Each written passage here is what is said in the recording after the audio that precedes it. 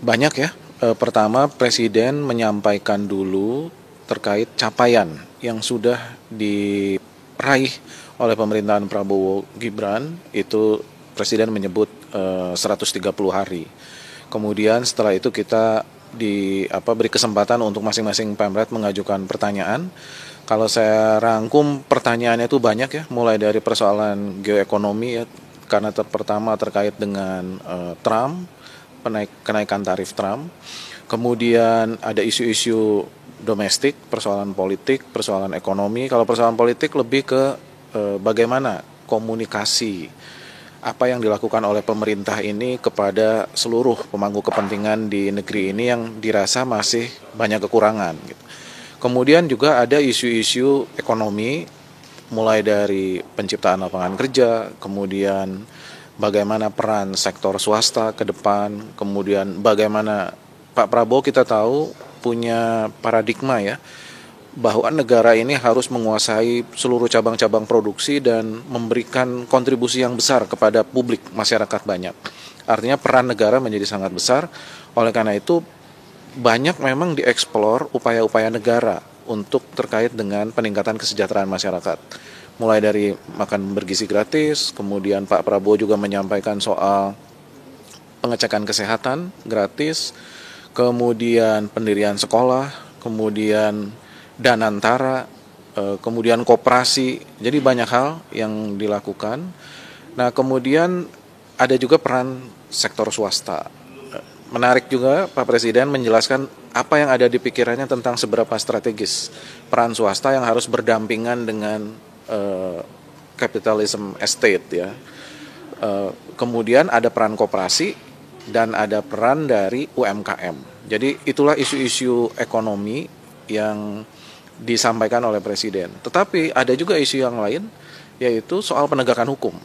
Gitu. Jadi bagaimana pertanyaan-pertanyaan kita yang kritis, bagaimana upaya Presiden untuk Pak Presiden berkali-kali menyampaikan negara yang maju itu adalah bebas dari isu korupsi. Gitu. Nah, pertanyaannya kita diajukan bagaimana Presiden menegakkan rule of law di negeri ini, mulai dari seluruh aparat penegak hukum, dimulai dari aparat penegak hukum juga birokrasi. Nah, Pak Presiden juga menyampaikan hal-hal itu, dan yang tidak kalah penting, kita juga menanyakan tentang hal-hal yang terkait demokrasi. Bagaimana Presiden merespon tentang kegelisahan dari civil society dan yang lain-lain, ada berbagai macam demonstrasi yang sedemikian besar. Kemudian ada tindakan dari aparat juga yang cukup represif, itu seperti apa. Jadi banyak sekali tema, dan terakhir juga termasuk olahraga. Bagaimana peluang timnas kita ke depan. Dan di situ semua Presiden menjawab secara terbuka, secara spontan, tidak ada materi yang disiapkan secara terinci oleh Presiden, karena memang pertanyaan yang kita ajukan juga pertanyaan yang bersifat spontan gitu. Mungkin itu, Mas. Ya, hampir semua tema yang hot saat ini sempat ditanyakan ya sama Pak Prabowo. Itu bisa 6 jam, 8 jam nggak cukup. Tadi rasanya 2 jam, tapi akhirnya 3 jam lebih. Tentu tema tentang Danantara, RUU Polri, RUU TNI, korupsi, kemudian tentang peran swasta, tentang bagaimana dampak dari resiprokal tarifnya Presiden Trump. Kemudian tentu di awal Presiden menceritakan capaian di 130 hari MBG, kemudian pembangunan infrastruktur dan lain-lain. Jadi, tapi yang highlightnya menurut saya yang menarik satu, kami itu tidak ditanya mau nanya apa, sehingga Presiden itu tidak tahu kami akan nanya apa, termasuk akan dikritik soal apa. Menurut saya itu hal yang baik ya, karena masih ada narasumber yang suka nanya dulu pertanyaannya apa gitu ya. Presiden siap untuk menjawab pertanyaan apa saja, siap untuk dikritik, siap untuk di-challenge back dari jawabannya, dan semua pertanyaan dijawab cukup lengkap. Apakah jawabannya memuaskan atau tidak, tentu masing-masing kita yang bertanya punya ukurannya sendiri-sendiri ya. Tapi menurut saya ini langkah yang baik untuk menggambarkan keterbukaan dari pemerintahan Presiden Prabowo karena kan beliau mengakui bahwa ada masalah soal komunikasi publik. Nampaknya orang-orang yang menyampaikan komunikasi selama ini, satu, orang baru, nggak punya pemahaman mengenai public communication. Kemudian yang kedua juga tidak secara langsung mengetahui proses pembuatan keputusan yang berakibat bagi publik. Nah ini kan kita bisa tanya dan dijawab langsung sama presidennya. Jadi ini kesempatan yang langka yang harus dimanfaatkan oleh siapapun gitu. Kedepan acara semacam ini akan ditanda kutip ditradisikan itu atau gimana Mbak? Ya tadi Pak Wamen Komdigi Anggaraka Prabowo mengatakan bahwa rupanya Presiden merasa suka dengan interaksi tadi meskipun ada kritik-kritik dan berharap bahwa apakah setiap 1 bulan atau tiap 3 bulan diskusi dengan media ini akan dilakukan.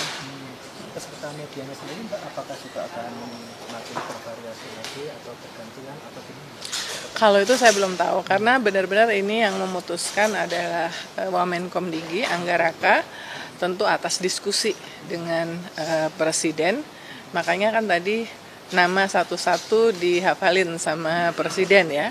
Jadi tentu Presiden mungkin memilih untuk kali ini media yang mana, tetapi ya tidak tertutup kemungkinan bahwa untuk yang berikut-berikutnya termasuk brainstorming. Artinya sebelum kebijakan publik itu diluncurkan, kan bisa juga untuk berdiskusi dengan media ya, masukan-masukan, terima input. Dan media itu kan kayak jadi mata dan telinganya dari masyarakat ya. Sehingga kita bisa menyampaikan masukan-masukan itu sebelum kebijakan itu diluncurkan. Ya. Yang pasti kesempatan untuk bisa berbincang, bertanya langsung dengan orang nomor 1 di negeri ini, dengan Presiden, itu kesempatan yang berharga untuk siapapun, terutama untuk media. Jurnalis kan selalu berusaha untuk mendapatkan konfirmasi informasi sumber A1, orang nomor 1. Dan karenanya ketika kemudian saya dilibatkan untuk juga terlibat dalam wawancara bersama 6 jurnalis yang lainnya, ini kesempatan yang berharga. Yang kemudian tadi kita lihat, waktu yang diberikan juga sangat generous begitu ya. Waktu rekaman dari mulai jam 9 pagi sampai hampir jam 1 siang. Dan pertanyaan yang diajukan juga beragam. Dan yang menarik adalah sejak awal memang tidak pernah ada batasan mau bertanya apa. Silakan saja. Jadi yang diatur hanya kurang lebih mekanisme formatnya. Karena kan memang ada 6 wartawan, 1 moderator dari TVRI. Jadi yang diatur hanyalah wartawan bertanya, seharusnya 1 pertanyaan dan 1 follow up questions dan kemudian mutar begitu.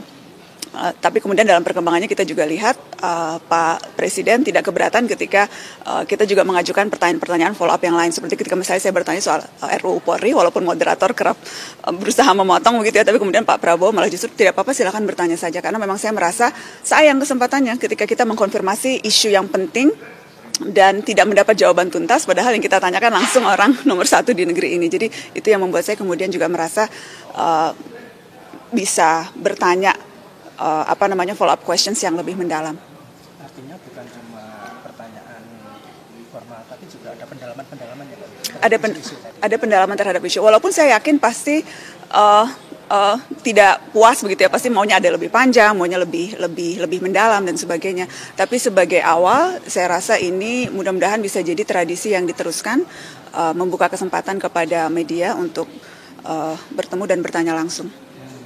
Tadi itu pertanyaannya istilahnya disampaikan lebih dulu atau spontan itu Mbak? Sama sekali tidak ada pertanyaan jadi Pak Prabowo tidak tahu, kemudian Mas Angga Wamenkomdigi yang memang mengatur wawancara ini juga kita tidak beritahu, bahkan sesama kami jurnalis pun tidak tahu yang lain akan bertanya apa begitu.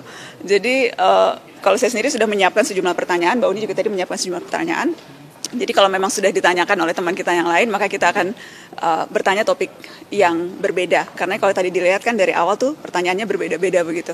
Karena ya memang di awal kesepakatan antar jurnalis adalah ya kalau sudah ditanyakan, ya mari move on ke pertanyaan yang lain. Karena kan ada begitu banyak isu nih di negeri ini, dan kesempatan untuk bertanya juga kesempatan yang tidak sering-sering banget begitu. Jadi ya sebisa mungkin diversifikasi pertanyaan, dan rasanya itu yang memang terjadi pada saat tadi kita wawancara Pak Presiden. Pertanyaannya beragam, dari mulai demonstrasi undang-undang TNI, kemudian bagaimana proses partisipasi publik yang minim di proses legislasi, RUU Polri, bagaimana melihat Polri, kemudian juga tadi soal ekonomi, soal Presiden Trump dan tarif. Jadi cukup bervariasi menurut saya. Tadi Mbak Nazma ya istilahnya kalau ke depan ini bisa dilanjutkan lagi. Kalau keterlibatan media-media yang lain itu gimana Mbak? Artinya semakin banyak media juga yang ikut dilibatkan. Iya, menurut saya mungkin setelah ini, tadi saya sempat bertanya ke Mas Angga, Wamenkom DJ, apakah ini akan jadi format yang baku. Akan dievaluasi tentunya, dan tetapi ke depannya kesempatan untuk media bertanya langsung, berbincang dengan Presiden, itu kesempatan yang menurut Wamenkom DJ, Mas Angga, itu yang akan terus dibuka.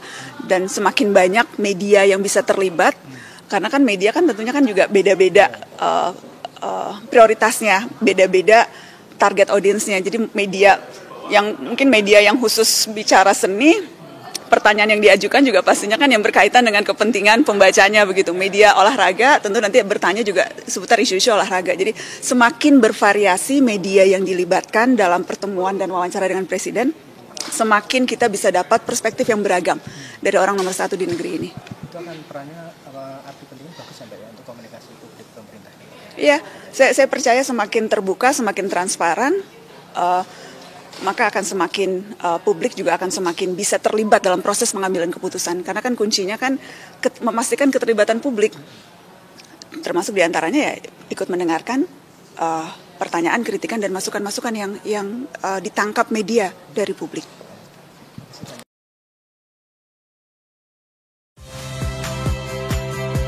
Saya Priska Clarissa. Saksikan program-program Kompas TV melalui siaran digital, pay TV, dan media streaming lainnya. Kompas TV, independen, terpercaya.